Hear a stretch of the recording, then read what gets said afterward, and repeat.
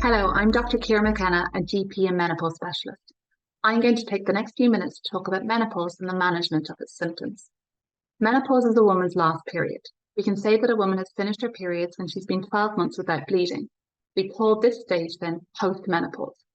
Symptoms of menopause, however, start many years before our last period, during this transitioning time of perimenopause. During this time, our ovaries are becoming more and more resistant to the hormonal signals telling them to ovulate each month. This leads to increasingly erratic hormonal fluctuations. And it is these hormonal changes that trigger many of the symptoms of perimenopause. As things progress and ovulation and periods cease, the subsequent declining levels of hormones can also lead to symptoms. Unlike other areas of medicine, we do not rely on blood tests to diagnose menopause. The diagnosis of perimenopause and menopause is based on symptoms. A normal hormone level does not rule out perimenopause. This is because of the fluctuating nature of hormones. Doctors may suggest blood tests, however, if a woman is under the age of 45 or to rule out other causes for symptoms. Moving on to the symptoms of menopause. Firstly, it's crucial to understand that every woman's experience of menopause is unique.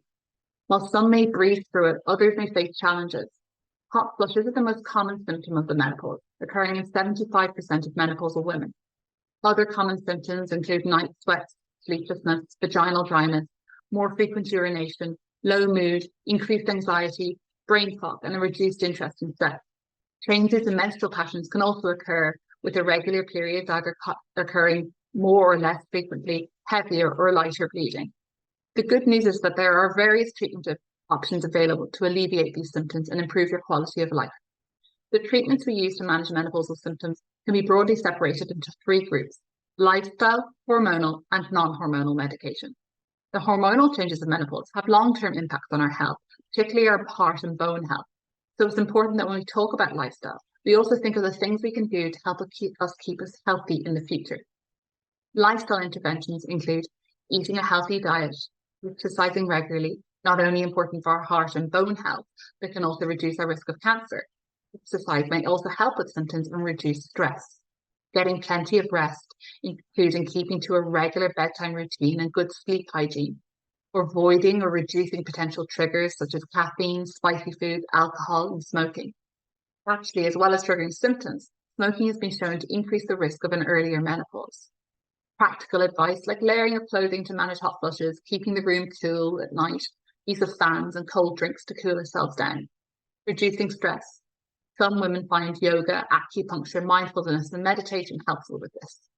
Cognitive behavioral therapy has been shown to be effective in managing the physical symptoms of menopause, as well as the psychological and emotional symptoms. Moving on to medications.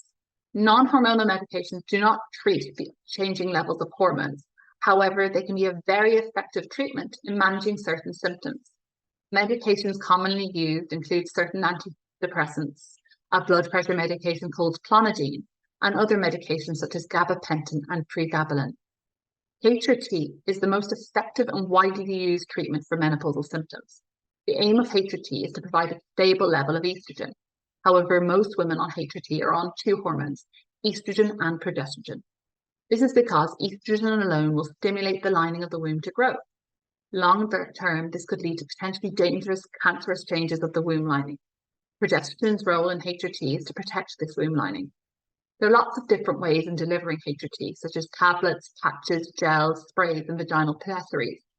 Progesterone elements may be given cyclically, as in 2 weeks on, 2 weeks off, or continuously.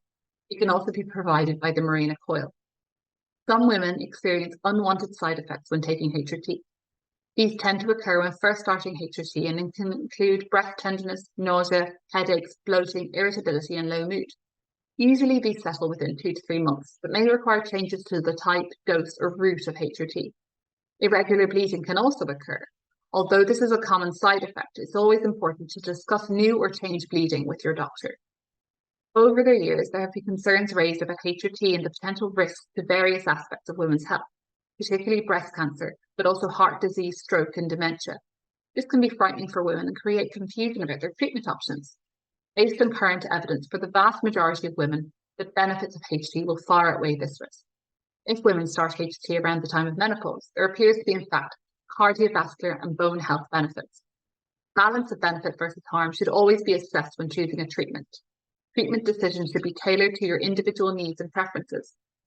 In conclusion, menopause is not a phase to fear.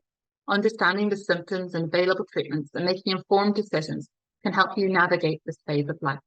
Thank you.